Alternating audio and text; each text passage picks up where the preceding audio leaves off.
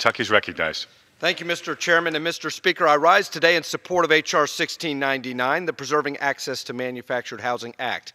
Home ownership for many is part of the American dream, but overbroad, burdensome regulations arising out of the Dodd-Frank financial control law are limiting the ability of Americans to realize that dream. A one-size-fits-all regulation issued by the CFPB makes it harder for lenders to offer mortgages to hardworking Americans who simply want to buy a manufactured home. By expanding the range of loan products considered, quote, high cost, under the Homeownership and Equity Protection Act, the CFPB has failed to recognize the unique nature of manufactured housing loans.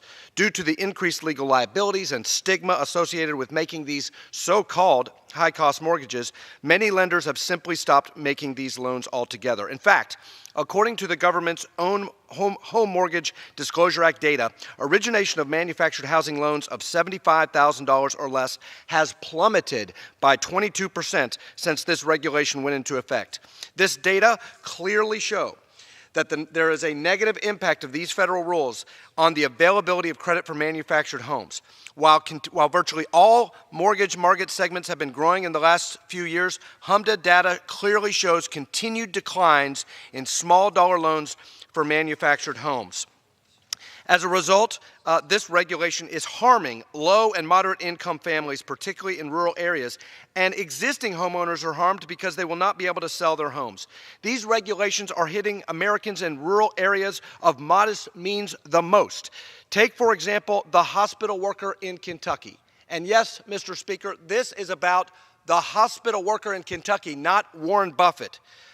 This hospital worker applied for a loan of $38,500 to finance a manufactured home. He had an 8% down payment. His monthly income was $2,200 per month, plenty to cover the all-in housing costs of $670 per month. The payment he would have been investing in his own home would have been less than what he was spending on rent, but he couldn't get financing.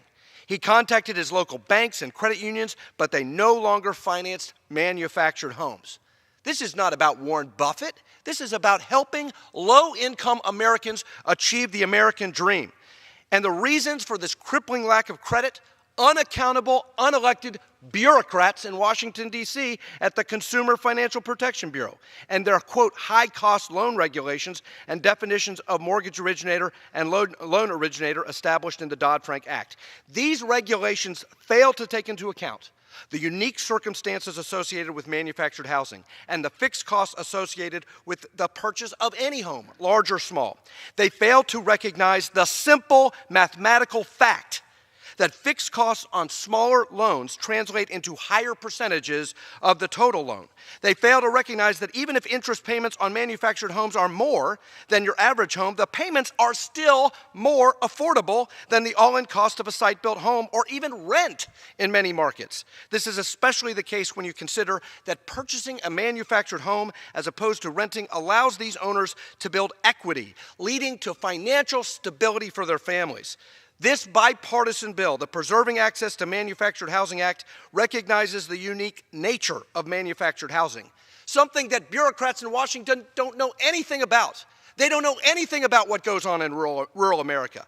And this fixes these government-caused problems by modifying the definition of loan originators and mortgage originators to exclude manufactured housing retailers and sellers from the definition of a loan or mortgage originator, so long as they are only receiving compensation for the sale of the home and not engaged in loan offerings.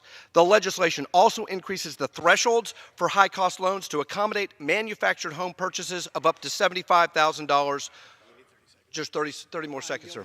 Additional 30 seconds. The gentleman's recognized. Thank you for the additional time. And it accommodates manufactured home purchases of up to $75,000 while retaining the tough restrictions on lenders to prevent any borrowers from being taken advantage of. Yeah, that's right. This preserves those consumer protections. And as members of Congress, we have an obligation to protect the American people from regulations that harm their ability to purchase an affordable home for themselves and their families. We need to end government policies under the guise of consumer protection that are actually protecting Americans right out of home ownership. It's not consumer protection, Mr. Speaker, when you deny people affordable Jones, time's housing. expired. Thank you to the chairman for his leadership on this issue, and I applaud both Democrats and Republicans who support this common sense solution. I yield back.